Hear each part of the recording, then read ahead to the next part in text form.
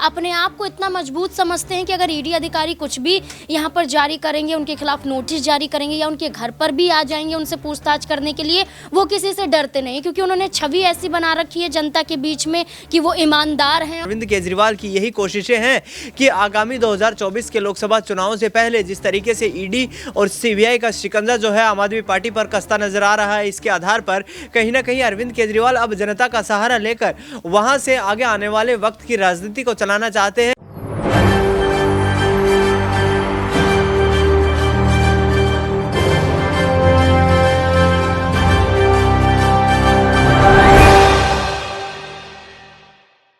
23 दिसंबर को अरविंद केजरीवाल को ईडी तीसरा समन जारी करती है और फिर उन्हें 3 जनवरी को पूछताछ के लिए बुलाया जाता है। लेकिन इस 23 दिसंबर और आने वाली 3 जनवरी से पहले 30 अक्टूबर वो तारीख थी जब अरविंद केजरीवाल के नाम का ईडी पहला समन जारी करती है और उन्हें 2 नवंबर को पूछताछ के लिए बुलाया जाता है। लेकिन अरविंद केजरीवाल पेश नहीं होते और अपने पहले से तय कार्यक्रमों का हवाला देते हुए कहते हैं कि ईडी ने मुझे जो समन भेजा है वो केंद्र सरकार, बीजेपी सरकार के दबाव में भेजा है, राजनीति से प्रेरित वो समन है और मैं जरूरी नहीं समझता। साथ ही साथ मेरे कुछ पहले से तय राजनीतिक कार्यक्रम है जिसके चलते मैं ईडी के समन पर पेश नहीं हो सकता। इसके बाद करीब 1.5 महीने से भी ऊपर का वक्त यहां प्रवर्तन निदेशालय लेता है और फिर जाकर के 18 दिसंबर को यहां अरविंद केजरीवाल के नाम का दूसरा समन भी ईडी जारी कर देती है, जिसमें उन्हें 21 दिसंबर को पूछताछ के लिए बुलाया जाता है। लेकिन केजरीवाल उस पर भी पेश नहीं होते। लेकिन इसके बाद ईडी कतई भी टाइम नहीं लेती और एक दिन रुकते ही यानी कि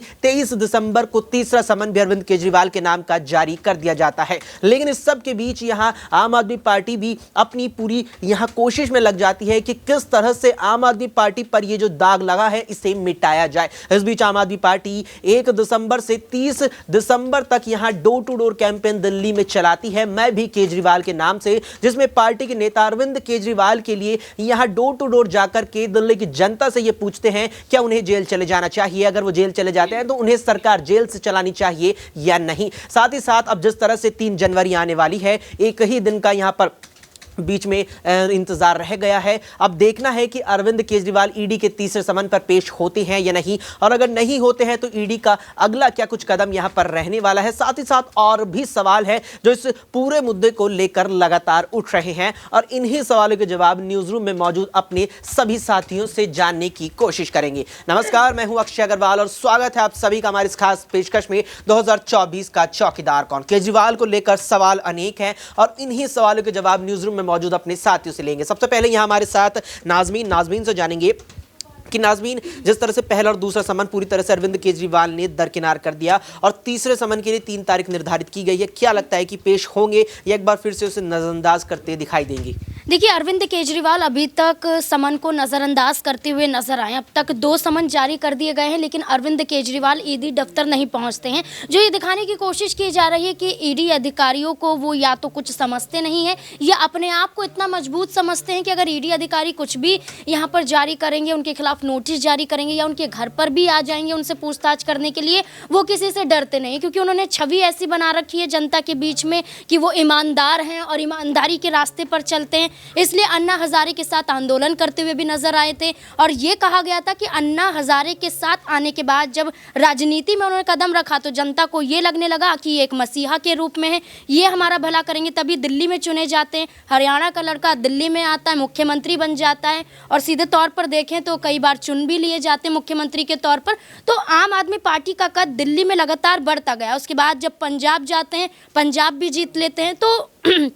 अरविंद केजरीवाल को कहीं ना कहीं ये उम्मीद जागने लगी है कि राष्ट्रीय स्तर की पार्टी बन गए तो और राज्य को भी जीता जा सकता है। ईडी सीबीआई कितने भी छापेमारी कर लें, कितनी भी पूछताछ कर लें, उससे कोई फायदा नहीं होगा। या ये भी कह सकते हैं कि अरविंद केजरीवाल ने अपने आप को तो बचा लिया लेकिन अपने ही नेताओं को जेल में डाल दिया, क्योंकि उनको आगे किया गया। शराब घोटाला यहाँ पर दिखाई दिया गया, कई रिश्वत लेने की बात सामने आई। मनीष सिसोदिया, सत्येंद्र जैन और यहाँ पर संजय सिंह तिहाड़ जेल में बंद हैं। बेशक यहाँ पर सत्येंद्र जैन को अंतरिम जमानत जमानत मिलती हो। तो अरविंद केजरीवाल अभी तक गिरफ्तार नहीं हुए हैं, लेकिन हवा यहाँ पर ऐसा होता हुआ नजर आ रहा है कि अरविंद केजरीवाल गिरफ्तार हो जाएंगे, अरविंद केजरीवाल को गिरफ्तार कर लिया जाएगा। खुद ही अरविंद केजरीवाल भी कहते हुए नजर आते हैं कि मेरी गिरफ्तारी तो तय है, यानी कि वो दिखाने की कोशिश कर रहे हैं कि जनता अभी से सुन लीजिए कि मैं गिरफ्तार हो सकता हूं, अगर आप मुझे बचाना चाहते हैं तो इस लोकसभा चुनाव में कुछ करिश्मा कर कर दिखा दीजिए। बिल्कुल, यहाँ पर जनता से कहीं ना कहीं अब ये उम्मीद लगाई जा रही है केजरीवाल और आम आदमी पार्टी के द्वारा कि अब आपको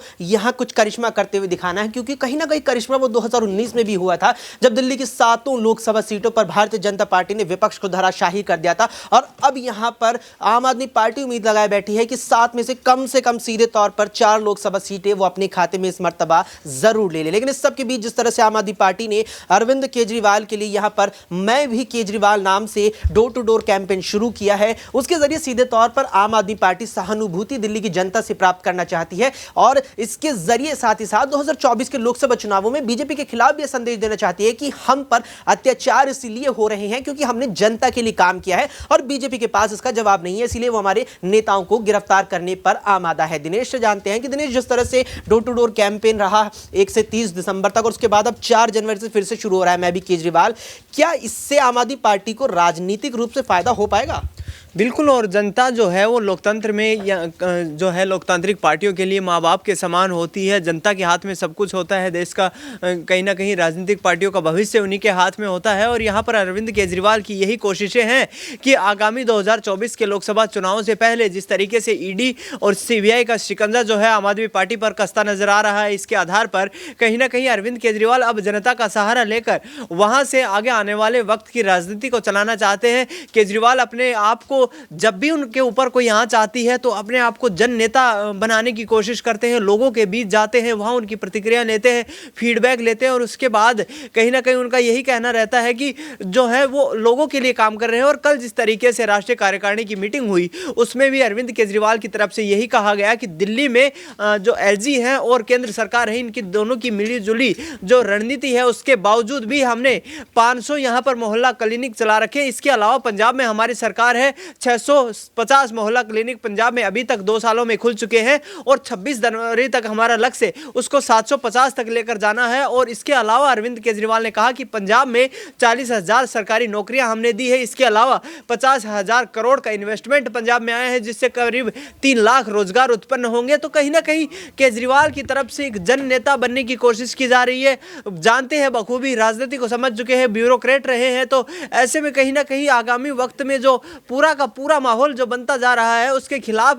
जो है केजरीवाल एक माहौल बनाने की कोशिश कर रहे हैं कि ताकि आने वाले वक्त में जनता जो है यदि केजरीवाल जेल में भी जाते हैं तो उनकी पार्टी को सपोर्ट करती रहे। ये कोशिशें केजरीवाल की तरफ से जारी है। आपने यहाँ पर उन वादों का जिक्र किया, उन दावों का जिक्र किया जो लगातार ही केजरीवाल के द्वारा किए जा रहे हैं और कहीं ना कहीं दावे सीधे तौर पर मैं कहूँ चुनावों से जुड़े हुए हैं और केजरीवाल की नजर इस समय मुख्य रूप से दिल्ली की 7 और पंजाब की 13 लोकसभा सीटों पर है। क्या इनके जरिए केजरीवाल इन मुख्य रूप से इन 20 लोकसभा सीटों को साथ पाएंगे?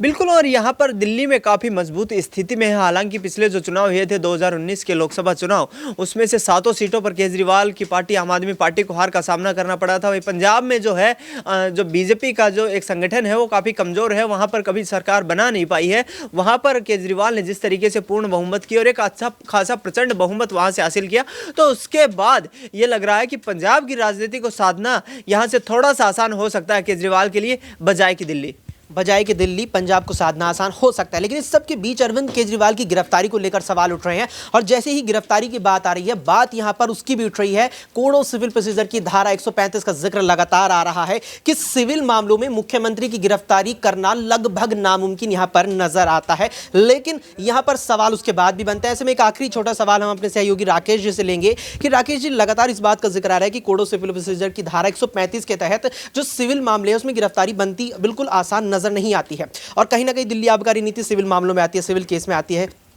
तो क्या अरविंद केजरीवाल इस बात से वाकिफ है और इसको जानते हुए क्या वे इसी वजह से समनों को नजरअंदाज कर रहे हैं? देखिए, जो आपने बात की कि दिल्ली शराब नीति, तो जो सीपीसी की धारा का आप जिक्र कर रहे हैं उसमें एक क्लॉज और है सेक्शन 2 का, उस सेक्शन 2 में साफ तौर पर ये लिखा गया है कि सिविल मामला तब तक सिविल मामला रहता है जब तक उससे समाज का अहित ना हो। आबकारी नीति से समाज और दिल्ली के खजाने को नुकसान हुआ है तो ये कहीं ना कहीं क्रिमिनल मैटर्स में इसको ईडी लेकर जाएगी। और किस तरीके से इसका निजी हित के लिए प्रयोग किया गया है इस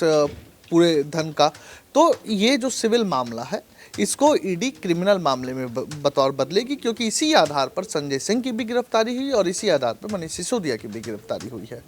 तो यहाँ पर साफ तौर पर हमारे सहयोगी राकेश जी का कहना है कि जिस तरह से यहाँ पर ये पूरा मामला चला है और अगर अरविंद केजरीवाल आम आदमी पार्टी दिल्ली की आबकारी नीति को एक सिविल केस की तरह लेकर के चल रही है तो यहाँ पर प्रवर्तन निदेशालय ईडी ये पूरी कोशिश करेगा कि इस मामले को कोर्ट में इस तरह से पेश किया जाए कि ये अब एक सिविल केस नहीं बल्कि क्रिमिनल केस है। और अगर यहाँ पर ऐसा हो जाता है तो अरविंद केजरीवाल के ऊपर जो गिरफ्तारी की तलवार लटक रही है वो और भी ज्यादा नीचे तक आ जाएगी और कहीं ना कहीं अरविंद केजरीवाल को अपने मुझे लगता है कि शिकंजे में बिल्कुल यहां पर ले लेगी। इस पूरे मामले पर आपकी क्या कुछ राय है? क्या अब आने वाली 3 जनवरी को अरविंद केजरीवाल ईडी के तीसरे समन का जवाब देते हुए उनके सामने पूछताछ के लिए पेश होंगे या नहीं? साथ ही साथ 2024 के लोकसभा चुनावों में क्या अरविंद केजरीवाल को बड़ा झटका भी लग सकता है? इस पर क्या कुछ राय रखते हैं कमेंट बॉक्स में हमें कमेंट करके जरूर बताइएगा। फिलहाल के लिए इस खास पेशकश में इतना ही। देश और दुनिया की तमाम खबरों के लिए आप देखते रहें SPN9 न्यूज।